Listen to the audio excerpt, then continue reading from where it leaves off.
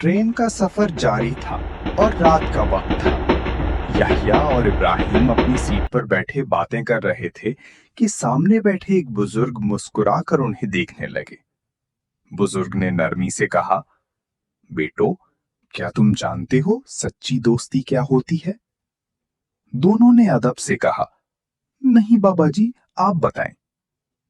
बुजुर्ग ने आहिस्ता से अपनी कहानी सुनाई। जब मैं जवान था, मेरा एक दोस्त था। एक दिन मैं मुश्किल में फंस गया। सब लोग मेरा साथ छोड़ गए, मगर वो दोस्त मेरे साथ खड़ा रहा। उसने ना सिर्फ मेरी मदद की, बल्कि मुझे बुरे रास्ते से भी बचाया। आज मैं जो भी हूं, उसी की वजह से हूं। याह्या और इब्राहिम गौर से सुनने लगे।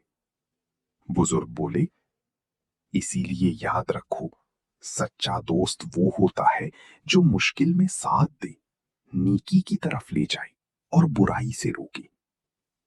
दोनों दोस्त मुस्कुराकर बोले, हम हमेशा ऐसे ही दोस्त बनेंगे।